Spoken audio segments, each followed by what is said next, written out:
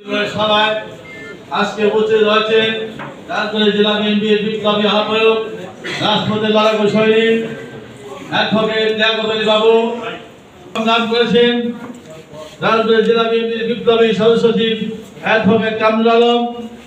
আজকের এই মত বিনিময় সভায় উপস্থিত রয়েছেন জাতীয় ছাত্রদল রাজবাড়ী জেলা শাখার সাবেক সাধারণ সম্পাদক সাবেক সভাপতি সদ্য বিদায়ী স্বেচ্ছাসেবক দলের বিপ্লবী সভাপতি মুস্তাফিজুর রহমান লিখন।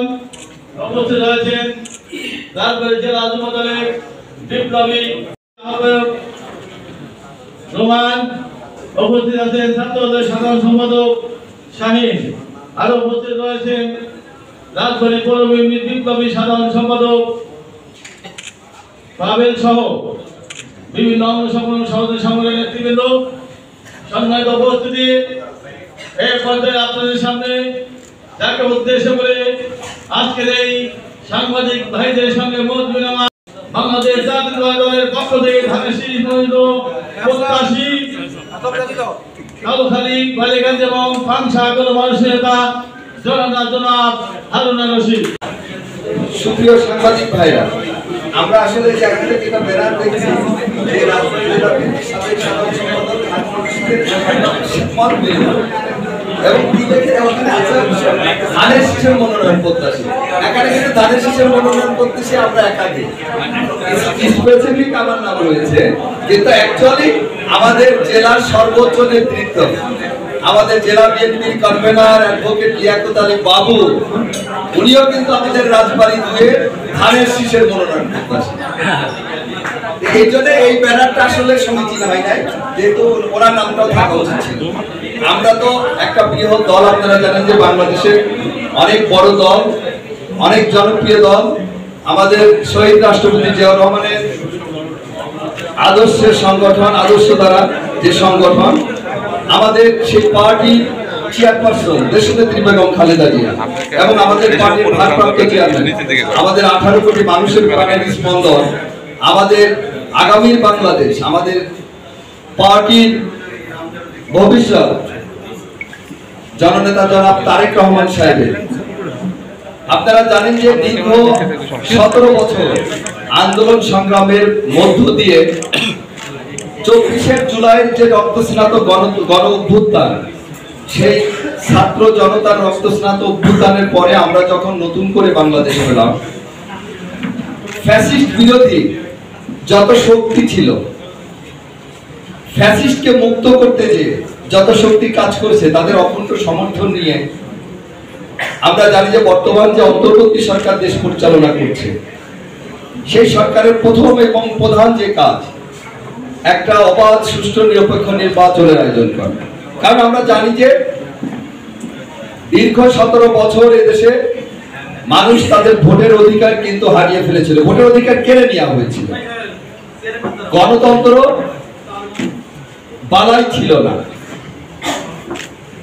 সেই 17 বছর পরে যখন ফ্যাসিস্ট মুক্ত বাংলাদেশ হয়েছে এবং একটা অবাধ সুষ্ঠু নিরপেক্ষ নির্বাচনের জন্য বর্তমান সরকার কাজ করছে, আমরা জানি যে সেই নির্বাচনকে প্রলম্বিত এবং ব্যাহত করার জন্য একটা গোষ্ঠী কিন্তু বিভিন্ন চক্রান্ত ষড়যন্ত্র কিন্তু করছে।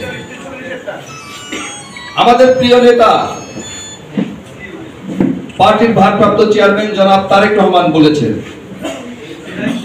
এদেশের জনগণ যেমন অবৈধ শাসন, অবৈধ শাসক, অপশাসন যারা জগদ্দল পাথরের মতো এদেশের মানুষের ঘাড়ে চেপে বসেছিল, তারাও কিন্তু রেহাই পায়নি এই জনগণের।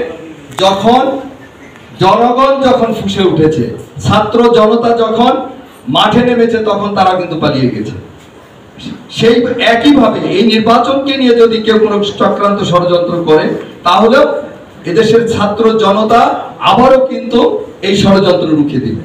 তার মানে ইনশাল্লাহ নির্বাচন হবে, যে কোনো মূল্যে একটা অবাধ সুষ্ঠু নিরপেক্ষ নির্বাচন হবে। আর বাংলাদেশের সবচেয়ে জনপ্রিয় দল, বৃহৎ দল বিএনপি এই নির্বাচনের জন্য জনগণের সাথে নিয়ে কিন্তু দীর্ঘ আন্দোলন সংগ্রাম করেছে, তাহলে সেই দলের তো একটা নির্বাচনী প্রস্তুতি রয়েছে। আমরা জানি যে আগামী বছরের ফেব্রুয়ারি মাসে প্রথমার্ধে রোজার আগে 18ই ফেব্রুয়ারি রোজা, তার আগে ইনশাআল্লাহ দেশে একটা অবাধ সুষ্ঠু নিরপেক্ষ নির্বাচন হবে।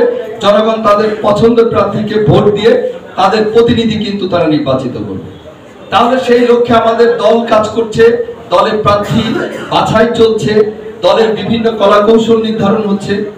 আপনারা জানেন যে রাষ্ট্র কাঠামো মেরামতের যে 31 দফা আমাদের প্রিয় নেত্রী এবং আমাদের প্রিয় নেতা দিয়েছেন, এই 31 দফা জনগণের ভোটে নির্বাচিত হয়ে যদি বিএনপি রাষ্ট্র ক্ষমতা যায়, তাহলে কিন্তু দেশে ইনশাআল্লাহ মানুষের আর কোনো অভাব, অভিযোগ, দুঃখ, দুর্দশা কিন্তু আর থাকবে না ইনশাআল্লাহ। তাহলে এই নির্বাচন কিন্তু একটা, আমাদের প্রিয় নেতা বারবার বলছেন যে নির্বাচন কিন্তু একটা চ্যালেঞ্জিং নির্বাচন হবে, কঠিন নির্বাচন হবে। আমরা আগের মতো হয়তো কথা মানে ফুলজুরি দিয়ে আমরা একদম মিথ্যা বিভিন্ন রকম প্রলোভন দিয়ে ভোটারদের আকৃষ্ট করে আমরা ভোট পার হয়ে যাওয়ার পরে, জনগণের ভোটে আমরা নির্বাচিত হয়ে যাওয়ার পরে আমরা 5 বছরের জন্য নির্বাচিত হয়ে গেছি, এখন আর ভোটারদের লাগবে না, জনগণের লাগবে না, এই চিন্তাধারা কিন্তু মাথায় আর আনা যাবে না। আমাদের প্রিয় নেতা বলছে রাজনীতি কিন্তু অনেক গুণগত পরিবর্তন হয়েছে, পরিবর্তন হতে হবে এবং পরিবর্তন হচ্ছে অলরেডি। এটাই হলো যে আপনি যে কমিটমেন্টটি নির্বাচনের আগে আপনি জনসাধারণের সামনে দিবেন, ভোটারদের সামনে দিবেন, আপনাকে কিন্তু সেটা বাস্তবায়ন করতে হবে। আপনি বলে যাবেন এক কথা আর করবেন আর একটা, এটা হবে না। আর সেটা হলে কি হবে?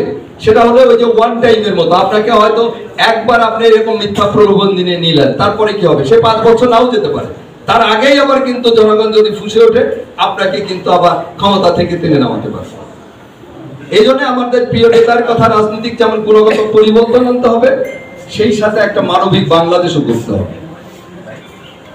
তা আমাদেরকে ভোটারদের থেকে ভোট নিতে হলে তাহলে প্রথমেই কিন্তু আসবে আমাদের ধানের শীষের ক্যান্ডিডেট যিনি আসবেন।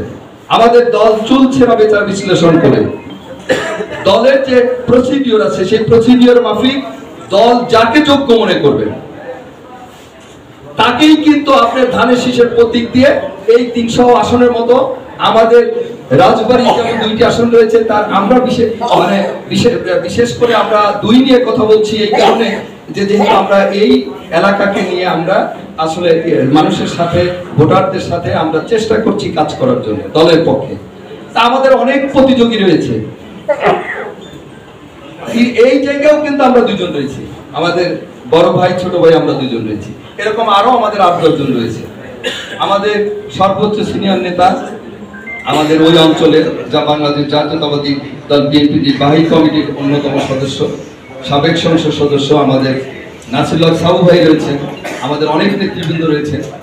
আমাদের কথা হলো যে দল যাকে যোগ্য মনে করে এখানে পাঠাবেন, আমরা আমাদের এই দলের আমানত আমাদের সর্বোচ্চটুকু দিয়ে, যেভাবে আমরা ফ্যাসিস্টকে আমরা ঐক্যবদ্ধভাবে আমরা এই দেশ থেকে তাড়িয়েছি, ইনশাআল্লাহ সেই শক্তিও